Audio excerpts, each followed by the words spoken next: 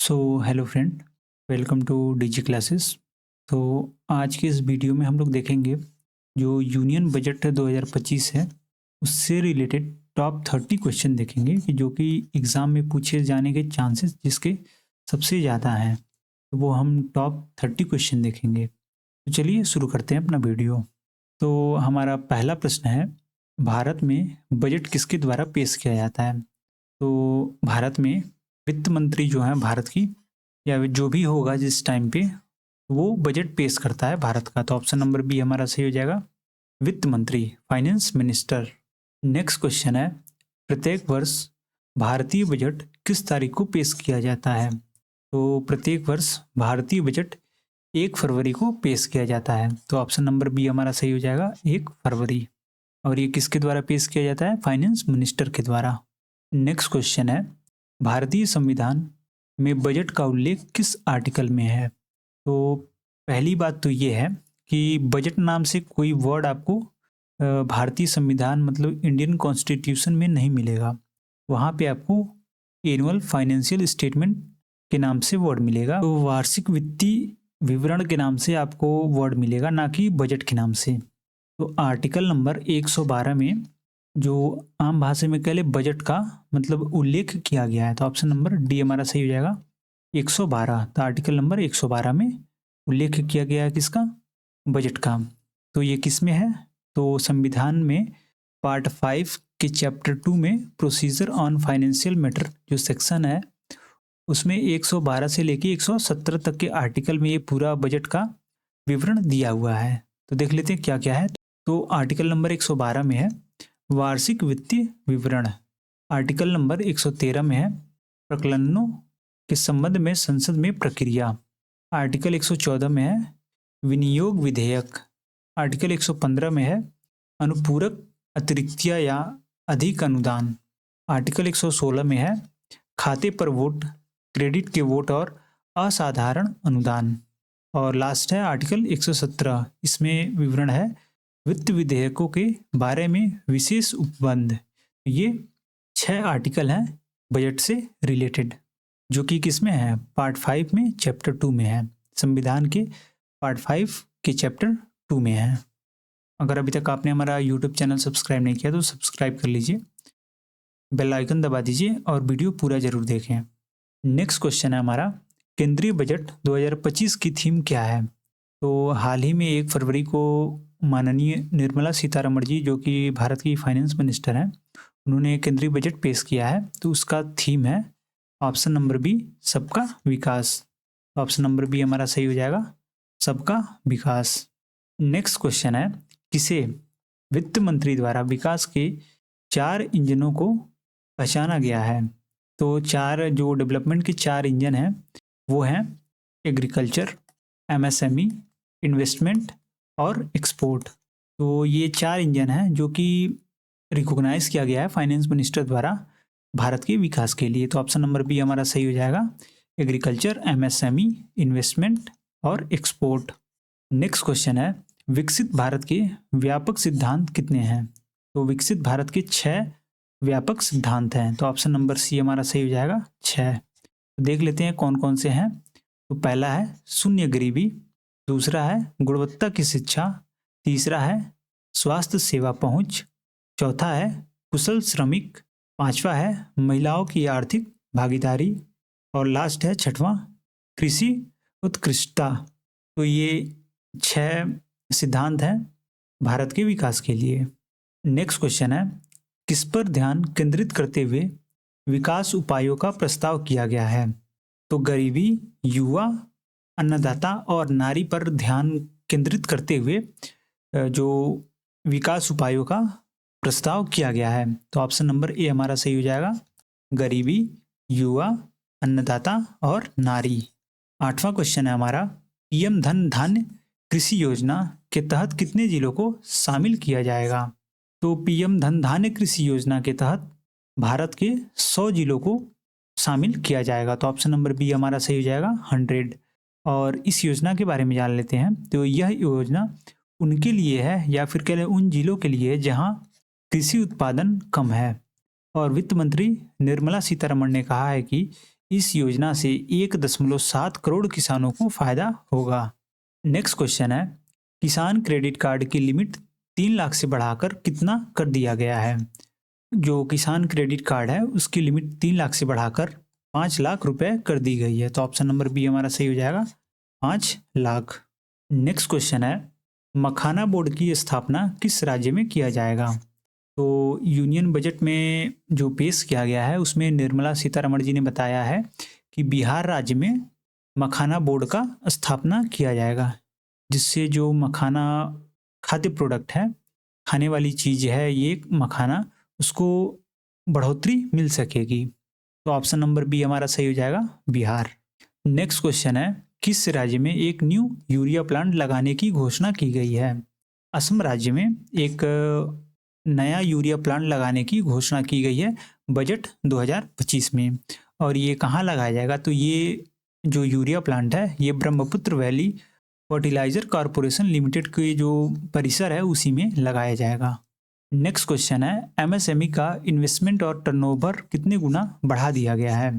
तो एमएसएमई का इन्वेस्टमेंट और टर्नओवर 2.5 गुना बढ़ा दिया गया है। तो ऑप्शन नंबर डी हमारा सही हो जाएगा, 2.5 गुना।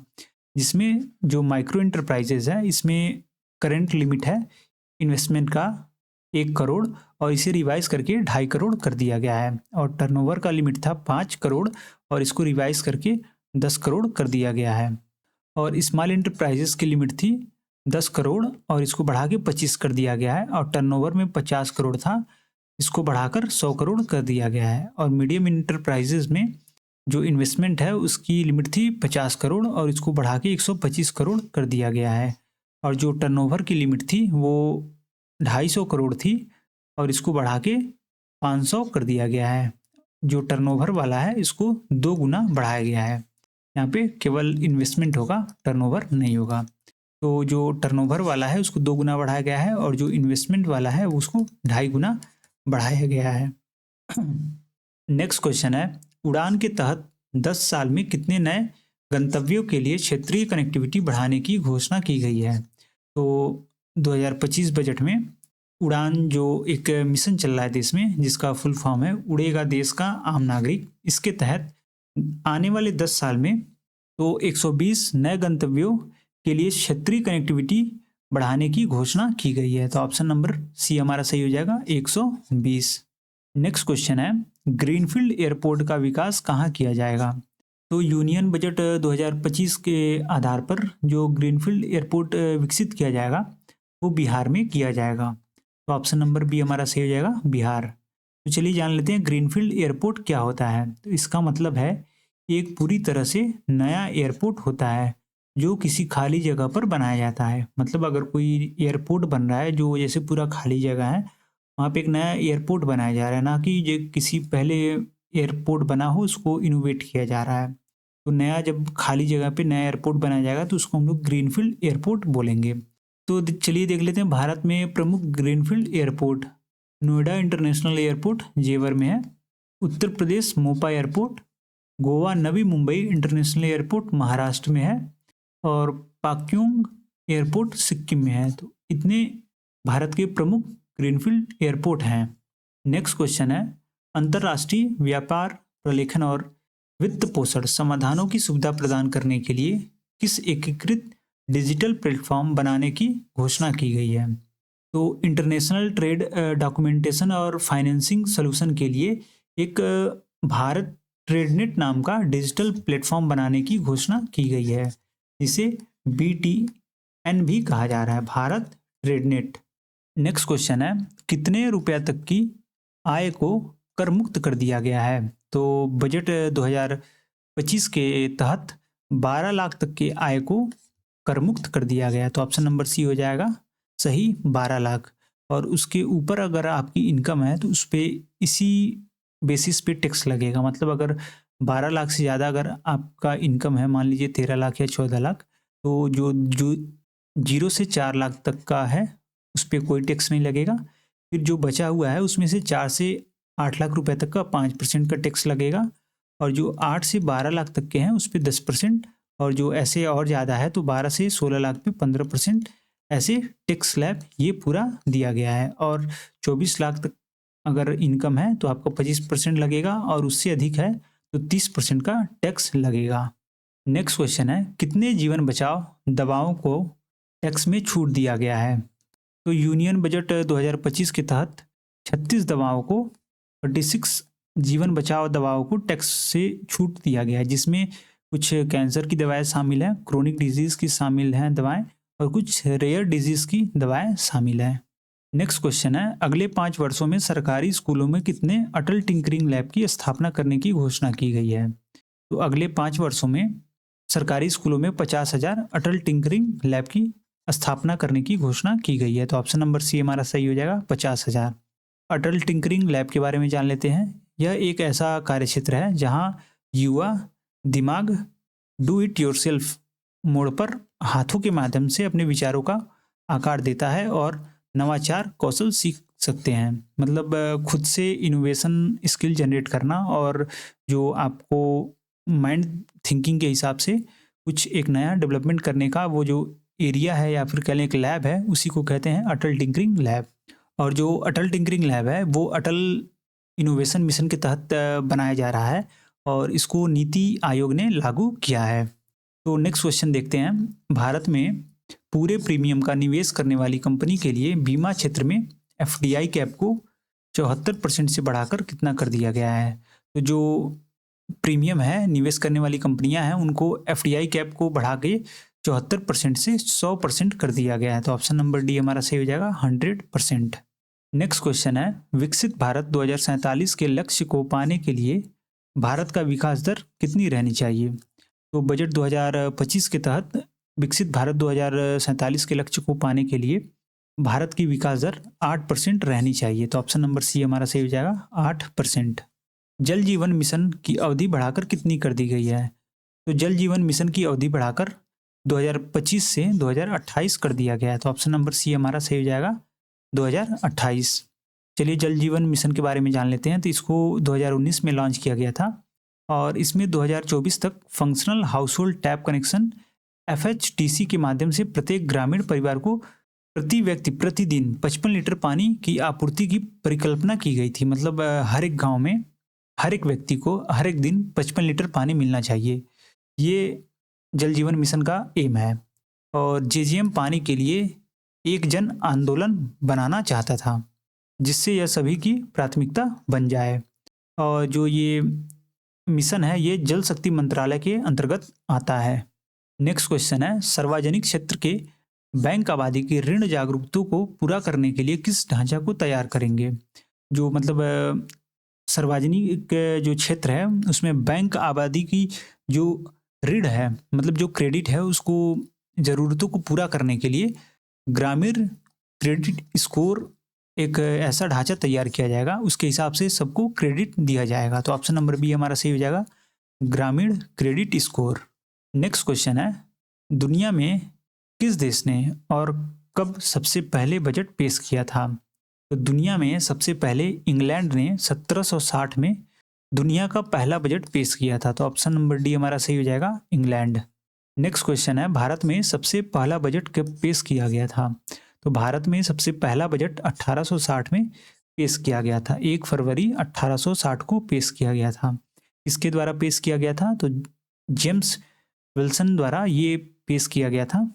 और स्वतंत्र भारत का पहला पूर्ण बजट RK शानमुखम चिट्टी के द्वारा पेश किया गया था।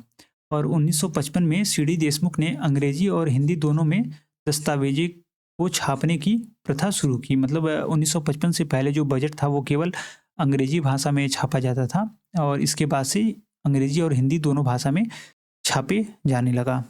और 2020 में जो निर्मला सीतारमण है उन्होंने सबसे लंबा बजट का भाषण दिया था, जो कि एक इतिहास में सबसे लंबा बजट का भाषण हो गया था। कितना चला था? जो 2 घंटे 42 मिनट से अधिक समय तक चला था। नेक्स्ट क्वेश्चन है, स्वतंत्र भारत का पहला अंतरिम बजट कब पेश किया गया था? तो स्वतंत्र भारत का पहला अंतरिम बजट 26 नवंबर 1947 को पेश किया गया था। ऑप्शन नंबर ए हमारा सही हो जाएगा, 26 नवंबर 1947। नेक्स्ट क्वेश्चन है, भारतीय बजट में कितने घटक होते हैं? तो भारतीय बजट में 2 कंपोनेंट होते हैं। तो कौन कौन से होते हैं 2 कंपोनेंट? रेवेन्यू बजट और कैपिटल बजट। तो रेवेन्यू बजट के कितने पार्ट होते हैं या कंपोनेंट होते हैं? तो 2 होते हैं, रेवेन्यू रिसिप्ट, रेवेन्यू एक्सपेंडिचर। और कैपिटल के भी 2 पार्ट होते हैं, कैपिटल रिसिप्ट, कैपिटल एक्सपेंडिचर। और जो रेवेन्यू रिसिप्ट है इसमें 2 पार्ट होते हैं, टैक्स रेवेन्यू और नॉन टैक्स रेवेन्यू। और जो लास्ट है टैक्स रेवेन्यू, इसके 2 पार्ट होते हैं, एक तो डायरेक्ट टैक्स और दूसरा इनडायरेक्ट टैक्स। नेक्स्ट क्वेश्चन है, भारत में रेलवे बजट का किस वर्ष जनरल बजट के साथ विलय कर दिया गया?